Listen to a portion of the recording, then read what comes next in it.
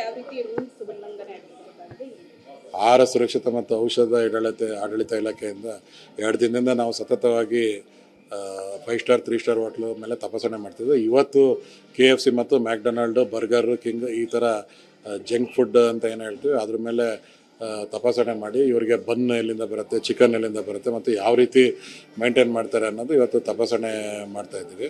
ನಿನ್ನೆ ಸುಮಾರು 25 ಹೋಟ್ಲು ನಾವು ತಪಾಸಣೆ ಮಾಡಿದಾಗ ಒಂದು 35 ಸ್ಯಾಂಪಲ್ ತೆಗೆದಿದ್ವಿ. ಈ 35 ಸ್ಯಾಂಪಲ್ನ ಅನಾಲಿಸಿಸ್ ಕಳಿಸಿದ್ವಿ. ಇದರೇನಾರು ಅನ್ಸೇಫ್ ಅಂತಂದರೆ ನಾವು ಕೇಸ್ ಹಾಕಿ, ಕ್ರಿಮಿನಲ್ ಕೇಸ್ ಹಾಕಿ ಪ್ರಾಸಿಕ್ಯೂಷನ್ಗೆ JMFC ಕೋರ್ಟ್ಗೆ ಹಾಕ್ತೀವಿ. ಇನ್ನು ಮಿಕ್ಕಿದ್ದು ಕ್ಲೀನಿನೆಸ್ ಇರಲಿಲ್ಲ, ತರಕಾರಿ ಮತ್ತು ಇದೆಲ್ಲ ಕೊಳೆತ ಸ್ಥಿತಿಯಲ್ಲಿ ಇರೋದ್ರಿಂದ ಈಗಾಗಲೇ ನೋಟಿಸ್ ಕೊಟ್ಟಿದ್ವಿ. ಅವ್ರು ಬಂದು ರಿಪ್ಲೈ ಕೊಡೋದಕ್ಕೆ ಅವ್ರಿಗೆ ಅವಕಾಶ ಕೊಟ್ಟಿದ್ದೀವಿ. ಅವರು ರಿಪ್ಲೈ ನೋಡ್ಕೊಂಡು ಅವ್ರಿಗೆ ನೆಕ್ಸ್ಟ್ ಏನು ಕ್ರಮ ತಗೋಬೇಕೋ ಕ್ರಮ ಮಾಡ್ತೀವಿ. ಈ ಪಂಚತಾರ ಹೋಟೆಲ್ಗಳ ಮೇಲೆ ನಮಗೆ ಈ ಥರ ದಾಳಿ ಮಾಡಬೇಡಿ ಅನ್ನೋಂಥದ್ದು ಏನಾದರೂ ಬಂತ ಸರ್? ಮೇಲೆ ಆಹಾರ ಸುರಕ್ಷತೆ ಯಾರು ಹಿಂಗೆ ಮಾಡಿ ಹಂಗೆ ಮಾಡಿ ಅಂತ ಹೇಳಕ್ ಬರಲ್ಲ. ಯಾಕಂದರೆ ಆಹಾರ ಎಲ್ಲರ ಒಂದು ಫೇವರೇಟ್ ರಾಜಕಾರಣಿಗಳು ಹೋಗೋ ಹೋಟೆಲ್ಗಳ ಮೇಲೆ ದಾಳಿ ಮಾಡಿದ್ದೀರಾ?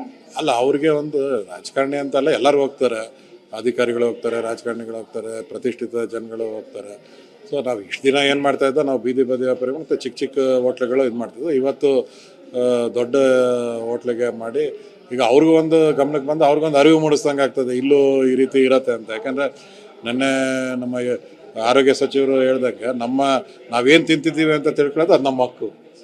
ಸೊ ನಾನು ಕರೆಕ್ಟಾಗಿ ತಿಂತಾಯಿದ್ದೀನೋ, ಇರೋ ಫುಡ್ ತಿಂತಾಯಿದ್ದೀನೋ ಅಥವಾ ಅದರಲ್ಲಿ ಏನಾರ ಇದಾಗಿದೆ ಅಂತ ತಿಳ್ಕೊಳ್ಳೋದು. ಯಾಕಂದರೆ ನಾವು ಅಲ್ಲಿ ದೊಡ್ಡ ಪ್ರತಿಷ್ಠಿತ ಹೋಟ್ಲಿಗೆ ಹೋದಾಗ ಸುಮಾರು ಊಟನೇ 2,500-3,000 ರೂಪಾಯಿ ಇರುತ್ತೆ ಒಂದು ಊಟ. ಅದಕ್ಕೆ 28% GST ಇರುತ್ತೆ. ಸೊ ಎಲ್ಲ ಸೇರಿದ್ರೆ 4,500 ಆಗ್ತದೆ. ಈ ಥರ ಹೋಗಿ ನಾನು ಯಾಕೆ ಕಳಪ ಆಹಾರ ತಿನ್ನಬೇಕು? ಅದ್ರ ಬದಲು ನಾನು ಬೇರೆ ಕಡೆ ಎಲ್ಲ ಒಂದು ಕಡೆ ಊಟ ಮಾಡ್ಕೊತೀನಿ. ಸೊ ಇದು ಅವ್ರಿಗೆ ಅರಿವು ಮೂಡ್ತದೆ ಮತ್ತು ಹೋಟ್ಲವ್ರಿಗೆ ಒಂದು ಇದನ್ನು ಸರಿಪಡಿಸ್ಲಿಕ್ಕೆ ಇದೊಂದು ವ್ಯವಸ್ಥೆ ಮಾಡಿಕೊಟ್ಟಂಗೆ ಆಗುತ್ತೆ.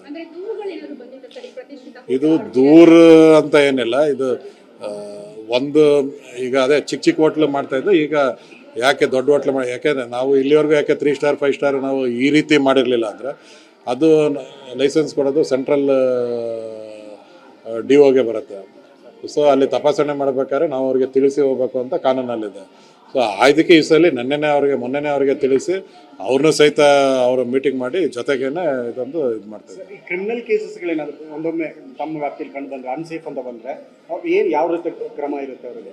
ಈಗ ಅದು ಅನ್ಸೇಫು ತಿರ್ಗಾ ಫುಡ್ ಮೇಲೆ ಡಿಪೆಂಡ್ ಆಗ್ತದೆ. ಇದ್ರ ಮೇಲೆ ಅಪ್ ಟು 5 years ಜೈಲು ಇದೆ. ಎಲ್ಲರ ವ್ಯಕ್ತಿ ಅಥವಾ ಯಾರು ಸತ್ತಿದ್ರೆ ಅದು ಜೀವಾವಧಿ ಶಿಕ್ಷೆನೂ ಬರುತ್ತೆ. ಈ ಥರದ ಪ್ರಕರಣ ಏನಾದರೂ ನೋಡಿದ್ದೀರಾ ಸರ್? ನಾನು ಬಂದಾಗಂತೂ ಇಲ್ಲ. ಬಟ್ ಜೈಲು ಹಾಕಿರೋದು ಕೆಲವು ಕಡೆ ಹಾಸನಲ್ಲೆಲ್ಲ 1 ತಿಂಗಳು ಆಗಿರೋದು, 2 ದಿನ ಆಗಿರೋದು, ಈ ಥರ ಪ್ರಕರಣಗಳಿದೆ. ಅದು ಕೋರ್ಟು ಅನ್ಸೇಫ್ ಯಾವ ರೀತಿ ಇದೆ ಅಂತ ಕನ್ಸಿಡರ್ ಮಾಡಿ ಮನೆ ಉಚ್ಚ ನ್ಯಾಯ ಅದ್ರ ಮೇಲೆ ಎಲ್ಲಿವರೆಗೂ ಹಾಕ್ಬೋದು ಸರ್? ನಾನು 5 ಲಕ್ಷವರೆಗೂ ಫೈನ್ ಹಾಕೋದಕ್ಕೆ ನನಗೆ ಅಧಿಕಾರ ಇದೆ. ಓಕೆ.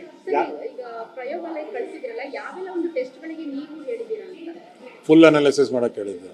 ಯಾಕಂದರೆ ನಮಗೂ ಏನಿದೆ ಅನ್ನೋದು ಒಂದು ಕುತೂಹಲ ಇದೆ ಅಲ್ಲ.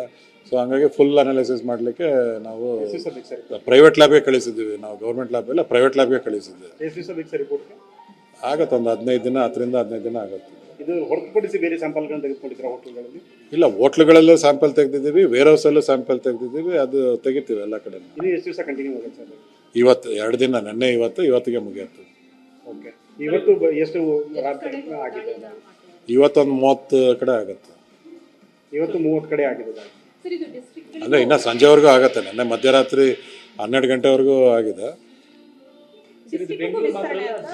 ಈಗ ಬೆಂಗಳೂರು ಫಸ್ಟ್ ಸ್ಟೇಜಲ್ಲಿ ತಗೊಂಡಿದ್ದೀವಿ.